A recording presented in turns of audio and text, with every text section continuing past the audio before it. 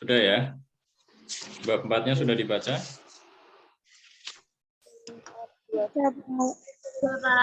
Baik, silakan satu kelompok tunjukkan satu pertanyaan, silakan.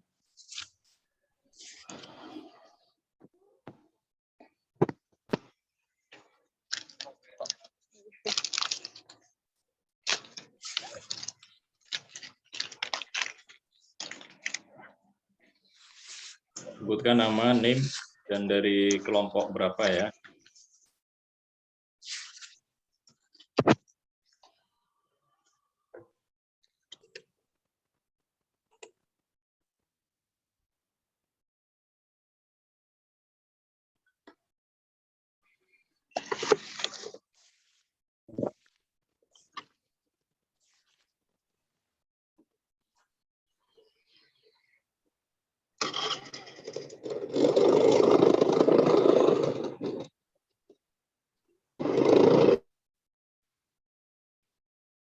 Ya, silakan satu kelompok satu pertanyaan.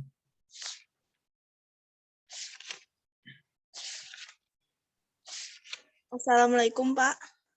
Waalaikumsalam. Ya, silakan Putri. Saya perwakilan dari kelompok 2, Ya. Putri D. Apriliani dengan NIM 24210013. Izin bertanya, jika Al-Quran adalah wahyu dari Allah, mengapa masih ada hadits qudsi, dan mohon jelaskan perbedaannya, Pak. Terima kasih. Ya.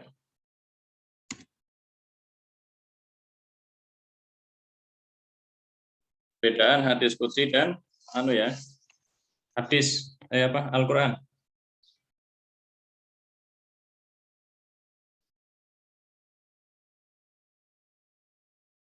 Silakan dari kelompok lain.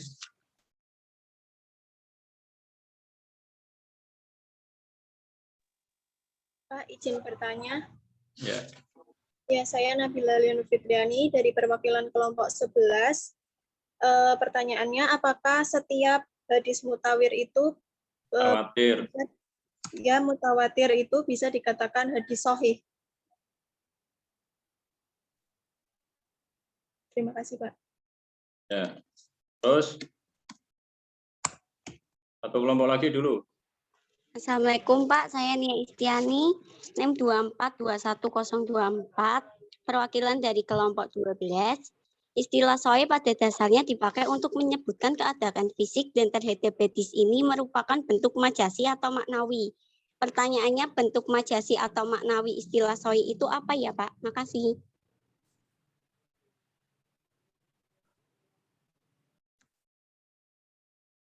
Ini sebenarnya kalau istilah-istilah kayak gini itu nggak usah ditanyakan ya. Anda bisa cari di kamus, bisa googling ya.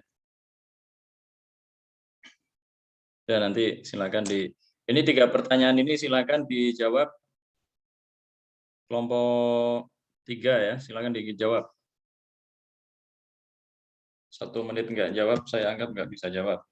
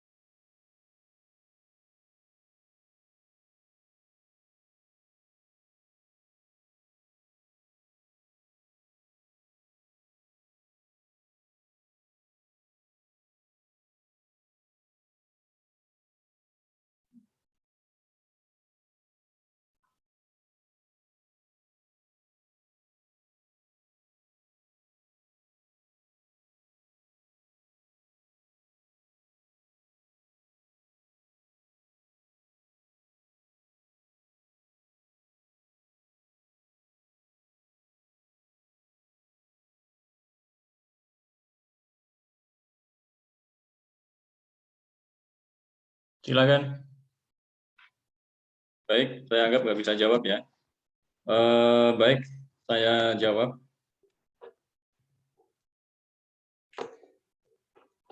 Atau yang lain ada yang bisa jawab nggak? Ada yang mau mencoba mau jawab nggak?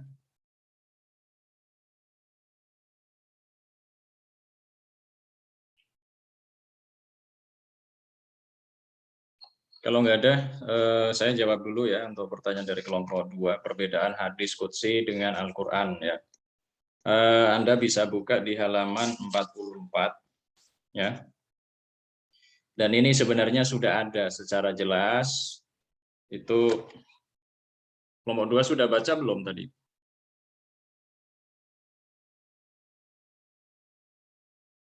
Jadi dibiasakan dibaca dulu ya. Jadi biasakan membaca dulu, baru kemudian ditanyakan yang belum paham. Jadi jangan menanyakan yang jelas-jelas sudah ada di buku itu, sudah ada itu. Nah, ini di halaman 46 di situ diterangkan Al-Quran memiliki keistimewaan yang tidak terdapat di dalam hadis qudsi. Ya. Jadi ada istilah Al-Quran ya, ada Al-Quran, terus kemudian ada hadis tarbawi, hadis nabawi, terus kemudian ada hadis qudsi. Nah, bedanya apa? Kalau Al-Quran itu secara makna, secara secara lafadz itu dari Allah ya. Nah, kalau kalau hadis qudsi itu maknanya dari Allah, tapi redaksi kata-katanya, lafadznya itu dari Nabi. Itu perbedaannya itu. Ya, itu perbedaan yang paling mendasar. Ya, ini harus diperhatikan ya, harus dicatat ya. Jadi harus diingat ya dan dipahami. Jadi kalau Al-Quran itu lafadz dan maknanya itu dari Allah Subhanahu wa taala. Tapi kalau hadis qudsi ya, itu lafadznya atau redaksinya itu dari Nabi, tapi maknanya dari Allah. Ya.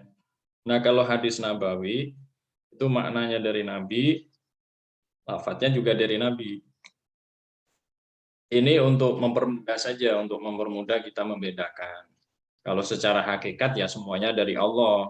Karena apa yang diucapkan dari Nabi itu ya atas bimbingan Allah Subhanahu wa taala. Ini kalau mau bicara secara hakikat. Tapi untuk mempermudah kita mempelajari hadis, maka kita perlu membedakan ketiga istilah ini antara Al-Qur'an, hadis qudsi dan hadis nabawi ya. Nah, kalau perbedaan yang lain, kalau membaca Al-Quran itu termasuk ibadah. Jadi Anda baca Quran itu bagian daripada ibadah. Ibadah ya. Setiap hurufnya itu mengandung ibadah. Ya. Dan mendapatkan pahala ya. Nah, kalau hadis qudsi itu tidak seperti itu. Ini kalau kita bicara secara normatif ya. Ya, kalau kita bicara secara hakikat nanti beda lagi. Kalau kita bicara secara hakikat, Anda baca buku Ulumul Quran saja itu berpahala ya, kalau diniati untuk beribadah dan mencari ilmu, mencari wawasan, mencari kebenaran. Nah, tapi ini kita bicara secara normatif. Jadi kalau membaca Al-Quran, ya membaca Al-Quran, apalagi diulang-ulang itu berpahala beribadah, ya. Maka ibadah membaca Al-Quran itu perlu dirutinkan setiap hari. Seperti sholat lah, ya sholat kan rutin setiap hari. Nah, kalau perbedaan yang lain, ya perbedaan yang lain kalau semua lafadz Al-Quran itu mutawatir, sama, lafadznya itu sama dari apa yang disampaikan oleh Nabi Muhammad sampai sekarang itu sama, ya terjaga, ya. Jadi terjaga dari perubahan dan pergantian, nggak diganti, masih utuh. Dari dulu itu masih utuh ya. Ini bagian daripada kemujizatan Al-Qur'an. Nah, kalau hadis qudsi itu terkadang ada sedikit perubahan makna, ya, perubahan lafadz, ya tergantung siapa yang meriwayatkan. Bisa jadi ada dua hadis qudsi yang meriwayatkan berbeda, tapi ada sedikit perbedaan lafadznya, meskipun mungkin secara makna itu sama, ya seperti itu. Nah, kemudian perbedaan yang lain, kalau membaca Al-Quran itu masuk sesuatu hal yang disunahkan di dalam sholat. Jadi kalau Anda habis membaca Al-Fatihah, itu disunahkan membaca salah satu surat atau salah satu ayat di dalam Al-Quran, itu bagian daripada sunnah. Kalau hadis qudsi enggak. Ya. Terus kemudian ini masuk ikhtilaf ya. Kalau menyentuh mushaf itu tidak boleh. Kalau untuk Al-Quran itu harus berwudu terlebih dahulu. Tapi kalau untuk hadis qudsi itu belum berwudu dahulu nggak apa-apa, nggak masalah. Ya, ini secara fikih ya. Jadi seperti itu. Ini perbedaan antara tadi yang ditanyakan Al-Quran dan hadis qudsi. Jelas ya kelompok 2 ya. Nah ini yang sudah jelas-jelas ada di buku, kelompok 3 nggak bisa jawab. Berarti kelompok 3 ini ada kemungkinan belum baca ini. Ya. Mestinya kan tadi saya kasih kesempatan, silakan kelompok 3 jawab. Nah, dia kalau membaca pasti ingat, wah ada itu di dalam buku, kan langsung dibaca saja. Itu ya. Nah, yang ada di buku saja nggak bisa jawab, apalagi yang tidak ada di buku. Itu, terus kemudian kelompok 11, apakah mutawatir itu bisa dikatakan sahih? Silakan Anda buka halaman ini. Kalau tentang masalah sahih, hasan, doif itu berdasarkan kualitas ya. Pembagian hadis berdasarkan kualitas itu ada di halaman 58. Silakan dibuka halaman 58. Itu ada pembagian hadis ya berdasarkan kualitas. Yang pertama adalah hadis sahih. Hadis sahih. Hadis sahih itu secara bahasa ya, sahih itu merupakan lawan dari sesuatu hal yang tidak sempurna, sakit ya. Jadi istilah sahih pada dasarnya itu untuk menyebut apa ya, keadaan tubuh ya yang tidak sakit ya. Jadi itu dipakai untuk istilah hadis, itu dipakai untuk sesuatu hadis yang tidak ada cacatnya ya, baik di dalam matannya maupun di dalam sanadnya ya. Nah, ada beberapa hal syarat-syarat hadis sahih ya, ada beberapa hal syarat-syarat hadis sahih. Nah, Anda bisa buka di halaman 59. Yang pertama itu ittasolul sanad ya. Ittisolul sanad. Ittisolul sanad itu bersambung sanadnya ya. Bersambung sanadnya itu mutawatir ya. Jadi kalau ditanyakan apakah hadis mutawatir itu pasti sahih, mutawatir itu bagian daripada syarat sahih. Jadi itu tidak satu-satunya. Kita lihat syarat yang lain dulu. Ya, mutawatir tapi syarat yang lain enggak ini. Ya apa namanya? Enggak memenuhi. Misalkan mutawatir tapi mutawatir itu kan bersambung. Bersambung ya. Tapi ketika kita cek ternyata apa namanya? Ada satu perawi yang bermasalah. Nah, itu tidak bisa dikatakan sahih. Jadi kalau ditanyakan apakah mutawatir itu pasti sahih, itu belum tentu. Tapi kalau ditanyakan apakah hadis sahih itu mutawatir, ya pasti, karena mutawatir itu salah satu persyaratan sahihnya hadis. Jadi kalau sahih itu pasti mutawatir belum tentu sahih, ya. Karena mutawatir itu menjadi salah satu persyaratan untuk memenuhi hadis itu hadis sahih. Ya, jadi mutawatir itu ittisolul sanad ya. Ittisolul sanad itu sanadnya bersambung. Ya, jadi antara perawi yang satu dengan perawi yang lain, ya perawi yang sebelumnya dan sesudahnya itu bersambung, bertemu langsung ya, tidak hanya apa namanya? Ya berguru ya, guru hadisnya ya. Nah, jadi seperti itu. Kemudian persyaratan hadis sahih yang kedua, kalau tadi kan ittisolul sanad ya. Kalau yang kedua diriwayatkan oleh perawi yang adil.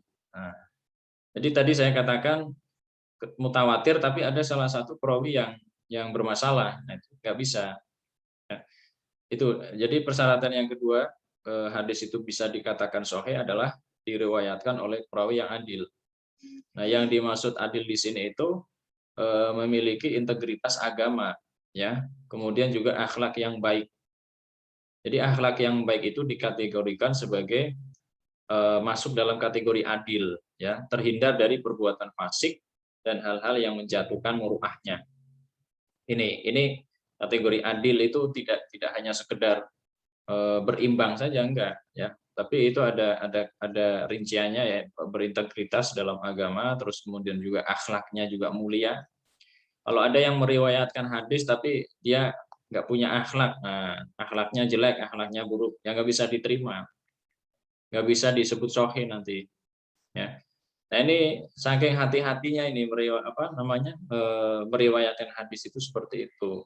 Fasik, ya, terhindar dari fasik. Fasik itu sudah tahu hukumnya tapi masih melanggar, paham ya? Ini namanya fasik. Ya, mirip-mirip lah sama Anda lah. Misalnya sudah tahu sholat itu wajib, tapi kok dilanggar, ini fasik namanya. Ya.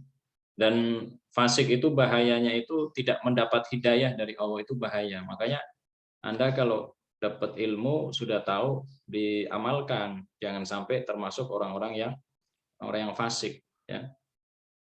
Innallaha la yahdil qaumal fasiqin, ya. Jadi Allah itu tidak memberikan hidayah kepada orang-orang yang fasik.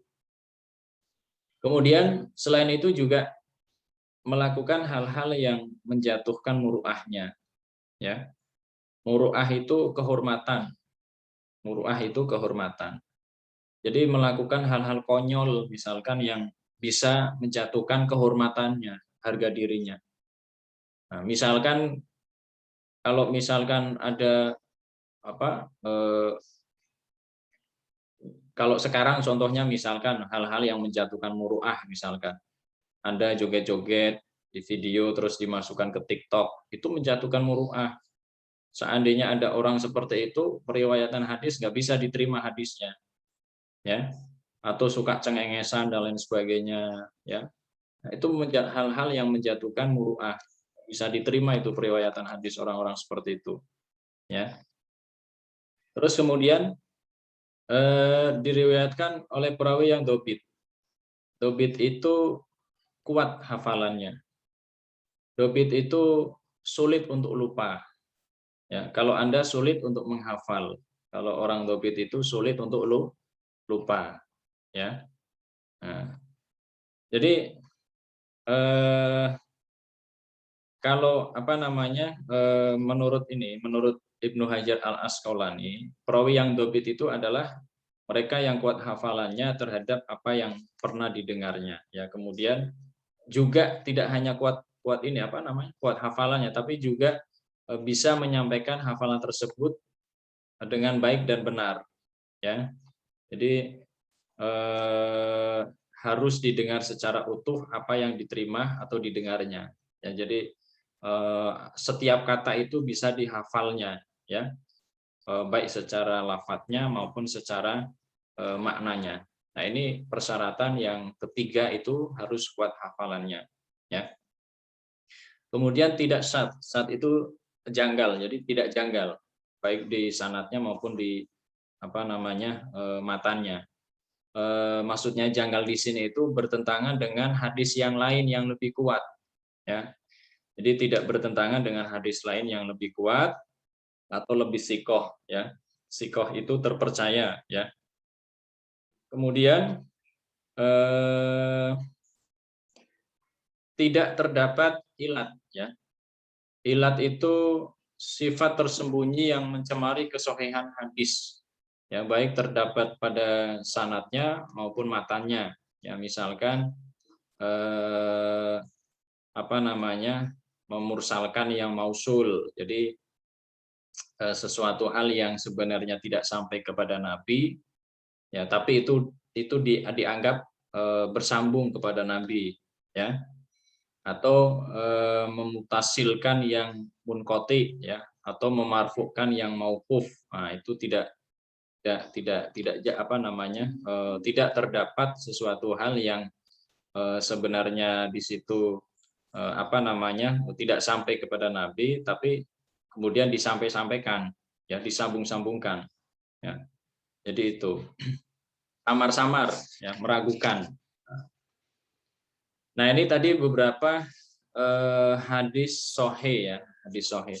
Nah, hadis sahih sendiri itu dibagi menjadi dua macam. Yang pertama hadis sahih li dzatihi dan kemudian hadis sahih li ghairihi, ya. Anda bisa buka halaman 62. Jadi hadis sahih li dzatihi itu hadis sahih yang sesuai dengan kriteria hadis sahih sebagaimana yang disebutkan di beberapa persyaratan tadi. Jadi kalau ada hadis yang secara persyaratan itu memenuhi kriteria kelima tadi, persyaratan tadi, maka itu disebut sebagai sahih li dzatihi, sahih yang asli, sahih yang murni, ya. Ya, jadi sesuai dengan zatnya. Nah, kalau hadis sahih li ghairihi, ya, hadis sahih li ghairihi itu hadis yang kesahihannya dikarenakan faktor lain. Seperti misalkan hadis yang sebenarnya itu tidak sahih, misalkan dia statusnya hasan, ya. Kemudian dia itu menjadi sahih karena ada hadis-hadis yang serupa yang hadis-hadis serupa yang kuat, yang sahih. Jadi ada satu misalkan hadis hasan. Hadis hasan itu derajatnya di bawah hadis sahih, ya, derajat kualitasnya itu di bawah hadis sahih. Ya, ada salah satu hadis hasan, tapi ada banyak hadis yang serupa dan derajatnya sahih. Maka yang hasan itu tadi bisa dikategorikan, bisa dinaikkan derajatnya itu menjadi sahih. Bukan karena hadisnya itu memenuhi persyaratan tadi, ya, yang disebutkan sebelumnya itu, tapi karena ada banyak hadis yang serupa yang derajatnya sahih. Jadi dia ikut-ikutan sahih, tapi tidak bisa disebut sebagai sahih li dzatihi, tapi disebut sebagai sahih li ghairihi. Nah, di sini paham, ya? Nah, jadi pertanyaan tadi, apakah mutawatir pasti sahih, itu belum tentu, ya.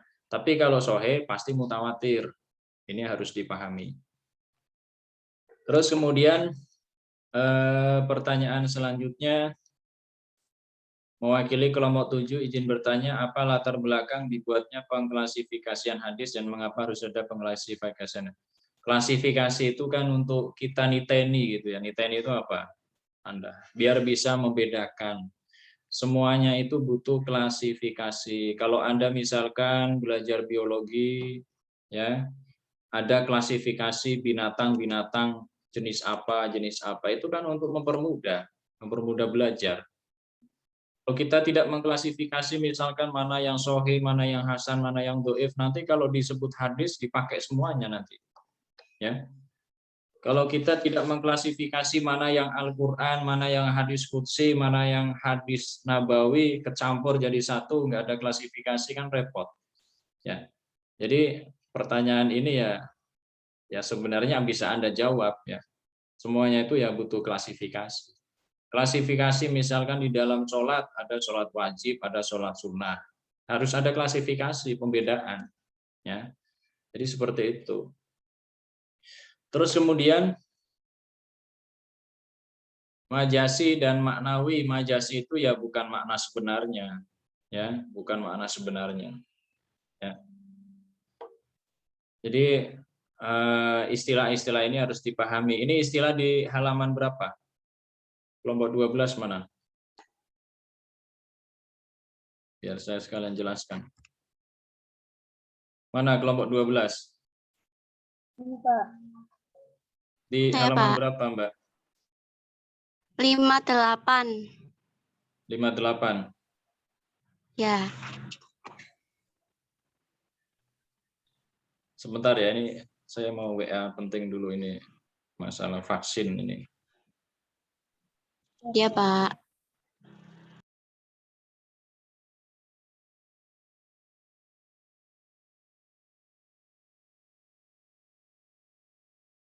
Bentar ya, saya mau telepon dulu sebentar.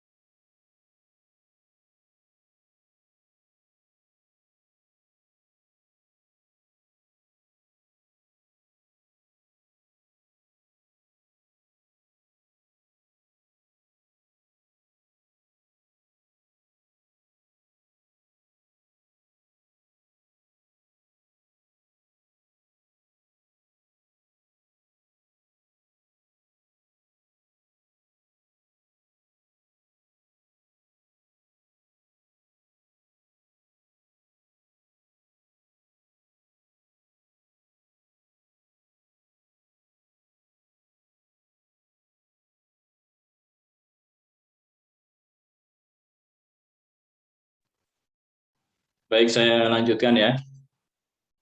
Tadi halaman berapa, Mbak? 58, Pak. 58. Ya. Mana, Mbak?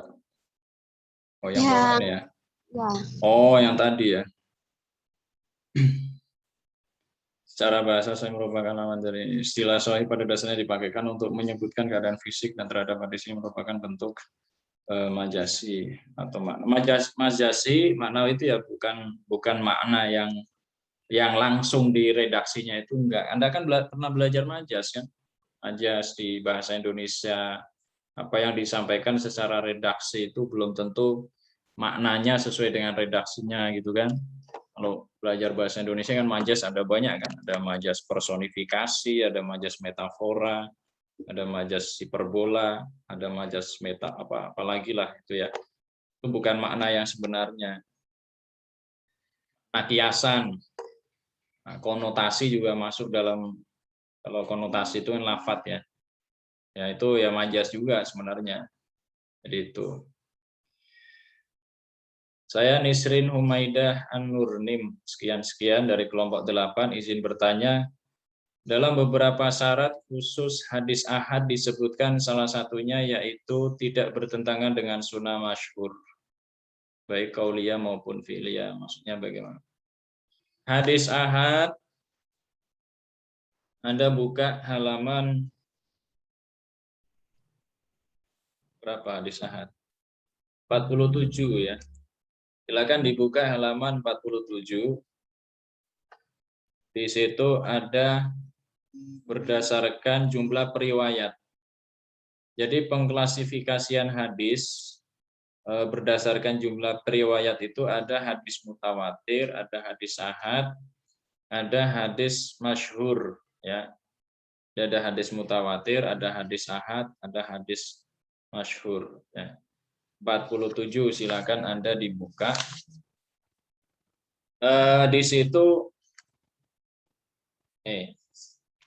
ulama berbeda pendapat tentang pembagian hadis ditinjau dari segi kuantitasnya ya. Maksud ditinjau dari kuantitas di sini adalah dengan menelusuri jumlah para perawi yang menjadi sumber adanya suatu hadis. Para ahli ada yang mengelompokkan menjadi 3 bagian, yakni hadis mutawatir, hadis masyhur, kemudian hadis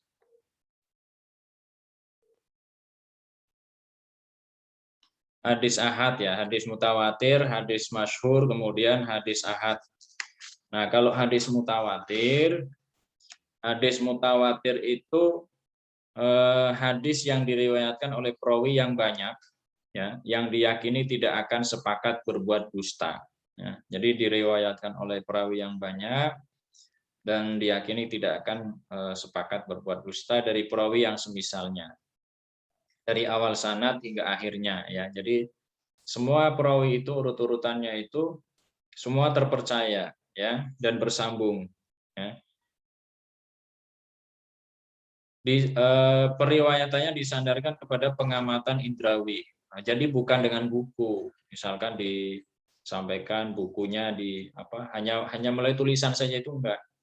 Ya, jadi harus ketemu langsung sama yang meriwayatkan. Nah, dari definisi tadi dapat ditarik kesimpulan, ditarik beberapa syarat nih. Syarat dikatakan bahwa hadis itu dikatakan mutawatir. Yang pertama, hadis tersebut pada setiap tingkatan sanadnya diriwayatkan oleh periwayat yang banyak dari awal hingga akhir. Kemudian kondisi mereka tidak mungkin berdusta. Isinya ulama-ulama semuanya, ahli hadis semuanya ya. Dan sama gitu kan. Isinya sama gitu. Jadi nggak mungkin bohong ya.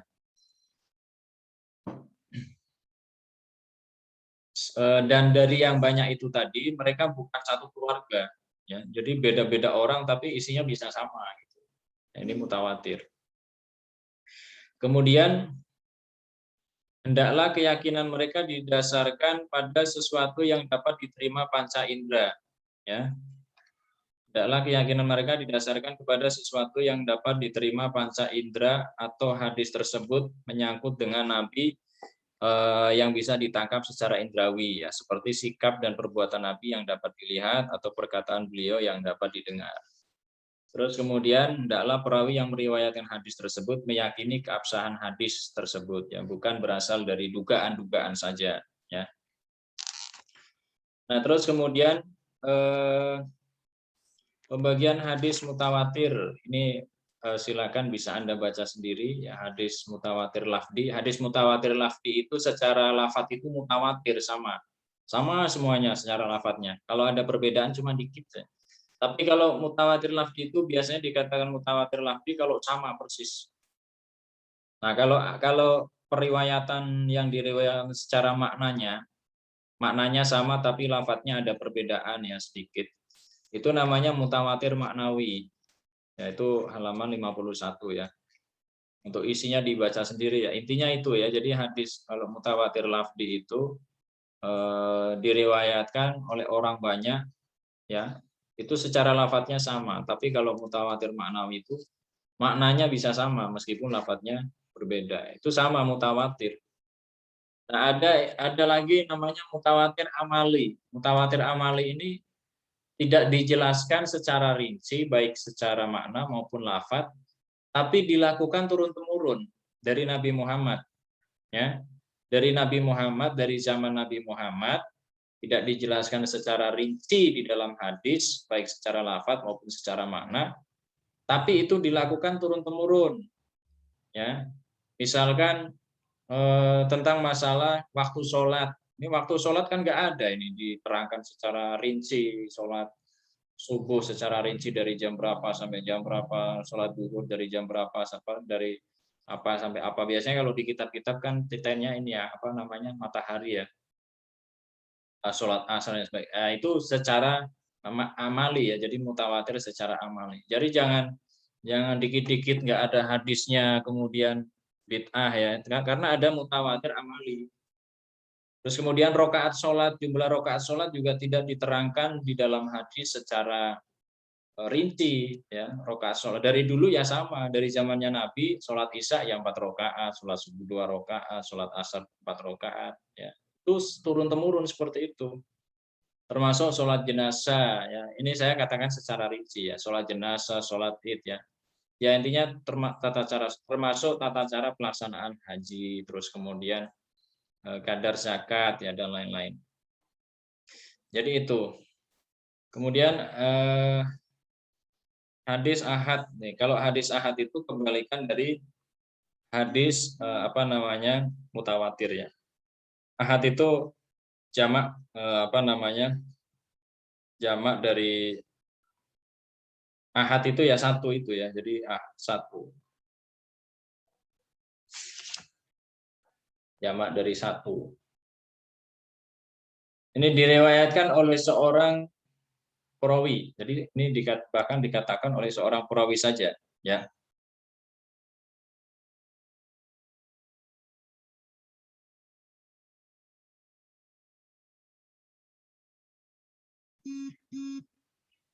Sebentar, hari ini tuh saya ngurusi ini vaksin ya.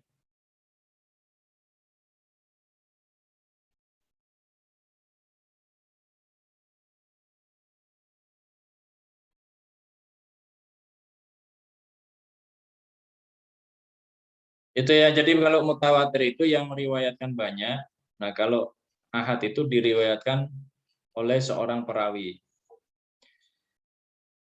Nah, kalau menurut ulama sendiri itu mendefinisikan hadis ahad itu berbeda-beda ya. Ada yang mendefinisikan seperti Khatib Al-Baghdadi ini memberikan definisi apa-apa yang tidak cukup ya.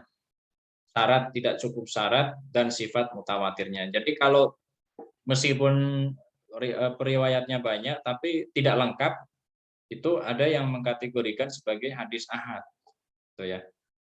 Jadi hadis ahad itu tidak melulu itu dimaknai sebagai satu periwayat saja, itu enggak. Ya.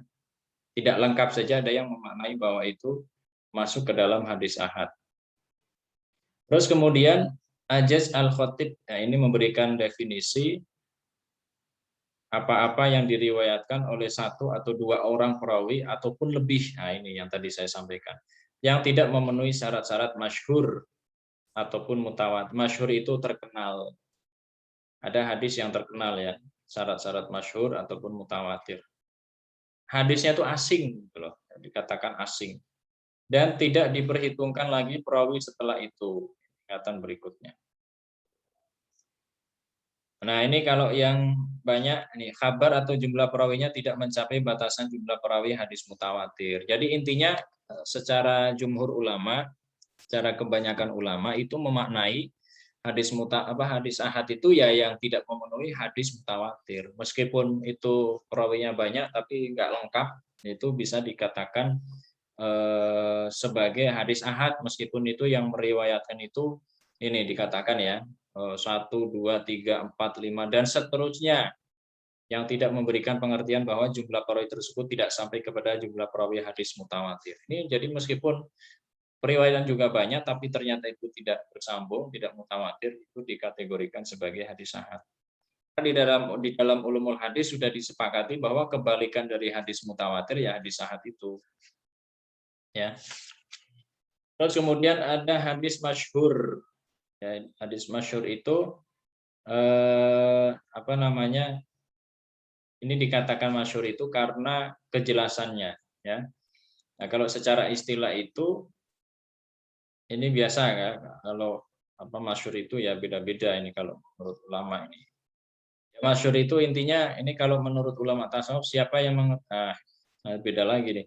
Masyhur itu intinya itu ya hadis yang dikenal. Tidak asing bagi ulama-ulama hadis, itu tidak asing.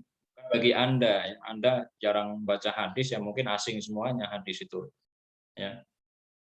Paling taunya apa namanya? Utlubul ilma walau bisin misalkan hadis. Padahal itu ya juga bukan hadis. Ya. Bahkan banyak hadis-hadis masyhur yang masyhur di orang awam loh ya, saya tidak katakan masyhur di ulama-ulama hadis. Kalau masyhur di ulama-ulama hadis itu ya berarti itu hadis masih terpercaya. Tapi kita sekarang itu banyak hadis-hadis yang masyhur terkenal di kalangan orang awam, dibuat ceramah dan lain sebagainya, ternyata itu hadis palsu. Banyak hadis palsu. Maudhu itu dianggap sebagai hadis.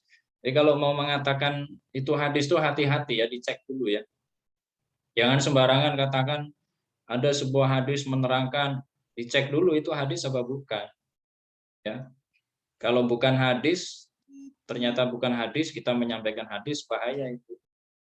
Kalau Rasulullah itu mengatakan ya siap-siap dikasih tempat duduk di neraka. Hati-hati ya. Jadi, jangan katakan sebuah yang bukan hadis itu dikatakan hadis, itu jangan.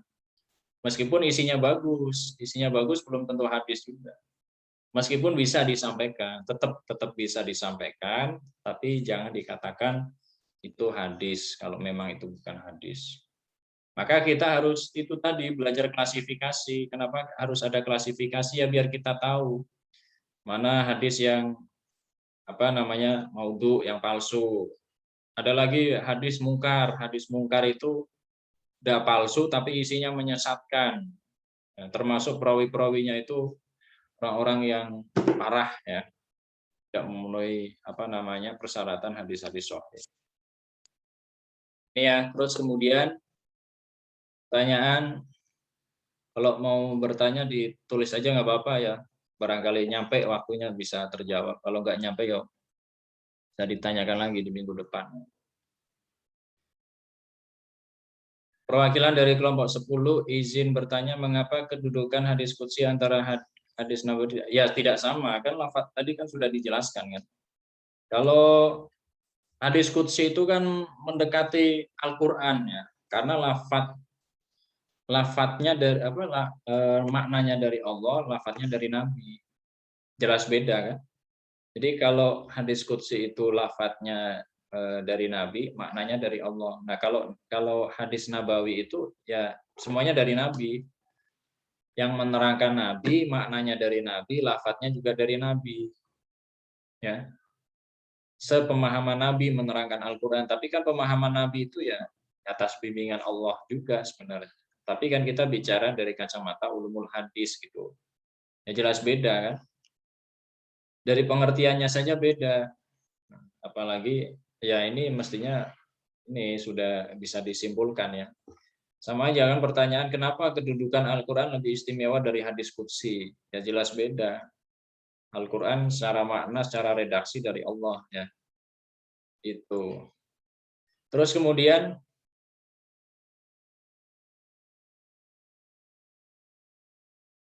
mohon maaf Pak, ini teman ada yang terkendala tidak masuk Zoom. Ini memang kalau ya ini ya tergantung amal perbuatan juga kadang punya. Ya betul kan? Ya, kita ini kalau di dunia ini tuh kehidupan Anda semuanya sekecil apapun itu tidak lepas dari amal perbuatan Anda. Bahkan dikatakan sandal ini Pak ulama salafus saleh ini sandal putus saja itu pengaruh amal perbuatan ini. Katakan kalau nggak salah itu perkataan siapa ya? Ali bin Abi Thalib apa ya kalau nggak salah. Ya. Jadi sandal putus saja itu ini sebab daripada amal perbuatan Anda. Jadi coba Anda introspeksi diri kalau sewaktu-waktu Anda mau masuk kuliah tapi nggak berhasil, kira-kira Anda punya dosa apa gitu. Jangan-jangan habis marah-marah sama orang tua gitu kan. Jangan-jangan tadi pagi nggak sholat subuh, jangan-jangan kurang sedekah misalkan kan. Ya bisa jadi ya ini benar ini ya. Jadi itu. Jadi ya saya nggak mau tahu ya nggak mau tahu penderitaan Anda gitu. Bagian penderitaan Anda kan itu ya. Nah. Assalamualaikum warahmatullahi wabarakatuh. Mohon maaf Pak mengganggu waktunya. Ada beberapa teman kami, ini sama ini. Intinya bukan pertanyaan ya, intinya curhat semuanya nih.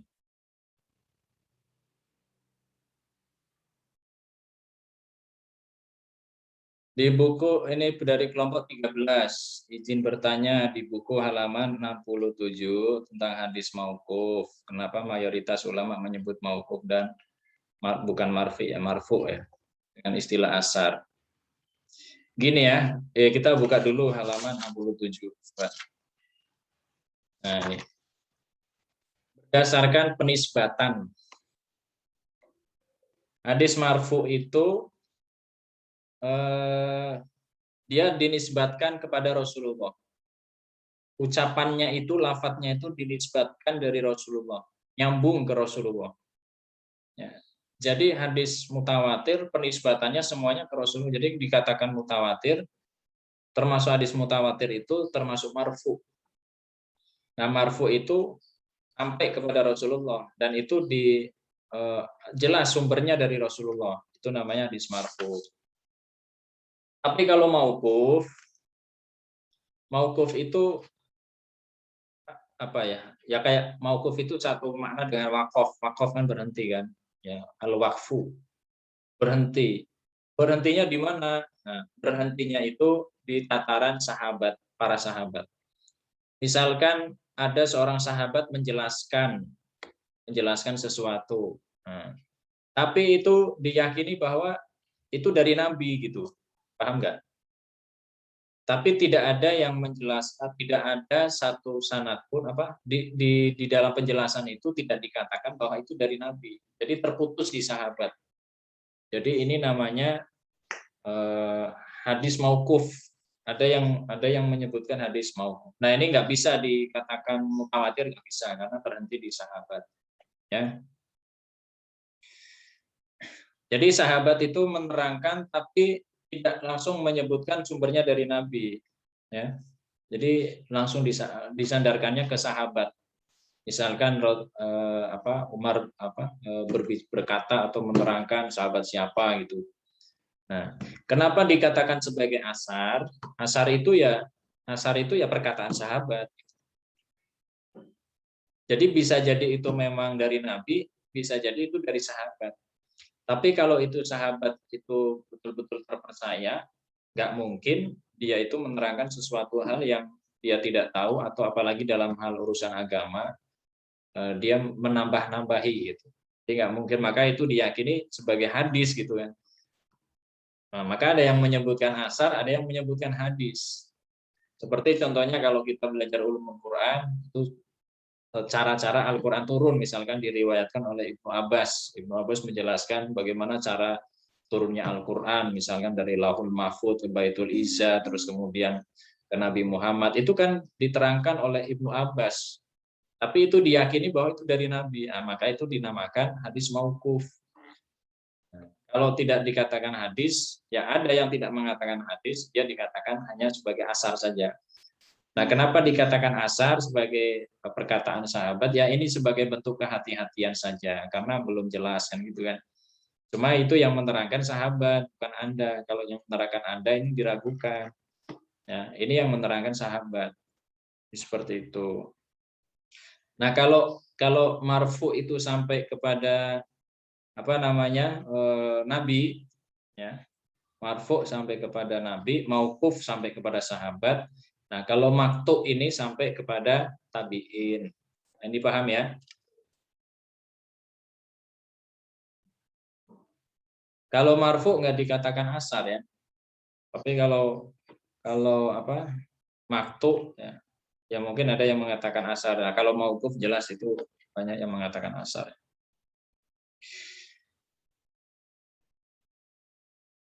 Ini satu lagi saya jawab ya.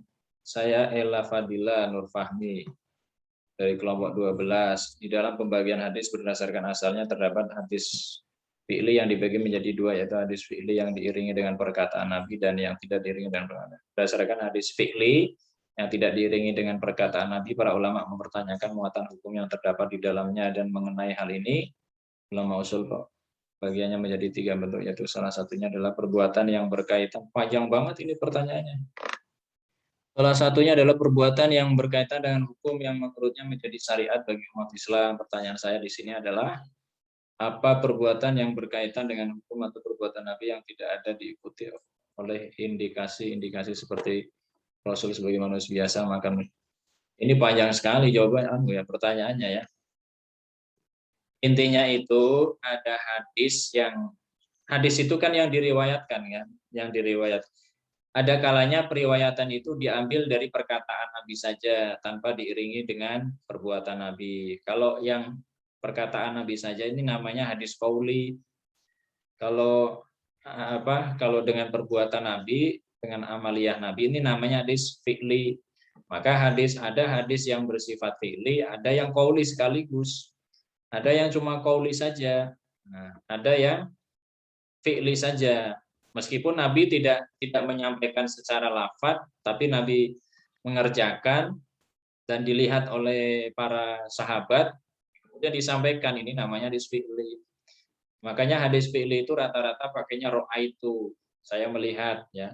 Ra'aitu Rasulullah sallallahu alaihi wasallam, saya melihat Rasulullah bla bla bla bla bla. Ini namanya hadis fi'li. Nah, kalau hadis qauli biasanya mendengar atau langsung disami'tu misalkan kan. Atau misalkan langsung mengatakan qala Rasulullah sallallahu alaihi wasallam. Nah, biasanya seperti itu. Kalau qala Rasulullah itu jelas hadis qauli berarti. Karena Rasulullah berbicara. Rasulullah bersabda. Nah, ini berarti jelas hadis. Nah, kalau dilakukan oleh Nabi dalam hal urusan agama, yaitu jelas disandarkan kepada syariat Islam. Ya, jadi menjadi syariat bagi umat Islam. Ya. Termasuk qauli pun ya sama ya, apa-apa yang dari Rasul itu ya intinya ya sebenarnya itu semuanya ya, apa yang dari Rasul itu pada akhirnya menjadi syariat Islam. Meskipun itu hanya hadis sifati, ada istilah hadis sifati, sifat-sifat atau keadaan-keadaan yang ada pada Rasul. Ini keadaan Rasul nggak berbicara, Rasul nggak mengamalkan, tapi hanya keadaan saja. Misalkan gini, jenggot, misalkan Rasulullah kan berjenggot, nah berarti jenggot itu bagian dari syariat Islam, nggak boleh diolok-olok ya. Yang berjenggot diniatkan syariat ya bagus, berarti mengikuti Rasul. Yang penting yang berjenggot itu nggak boleh ngolok-ngolok yang tidak punya jenggot. Nah, nyatanya nggak punya jenggot diolok-olok kan, dibilang nggak ikut sunnah Rasul kan nggak boleh.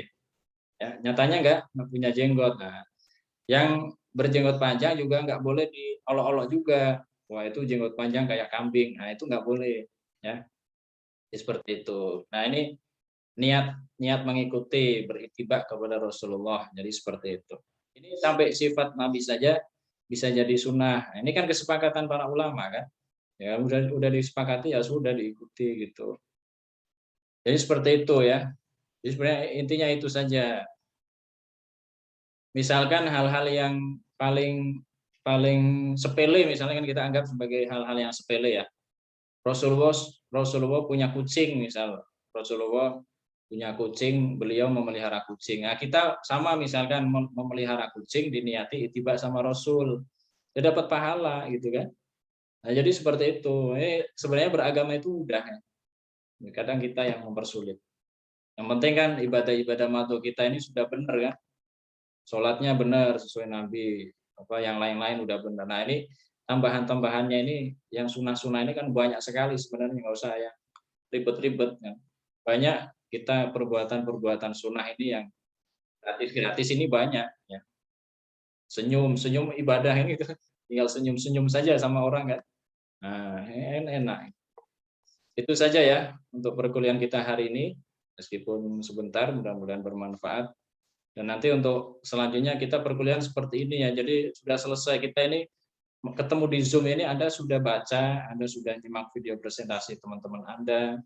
Sebelum saya jawab, saya tawarkan dulu ke kelompok yang mengirimkan video ini, paham apa enggak gitu kan? Saya lempar. Kalau 1 menit nggak bisa jawab ya berarti nggak bisa gitu saja. Ya, jadi ngapain cari-cari jawaban? Kalau cari pun yang audien aja bisa nyari sendiri kan gitu ya. Jadi itu ya. Itu saja dari saya, kurang lebihnya mohon maaf. Terima kasih. Wassalamualaikum warahmatullahi wabarakatuh. Waalaikumsalam warahmatullahi wabarakatuh. Waalaikumsalam.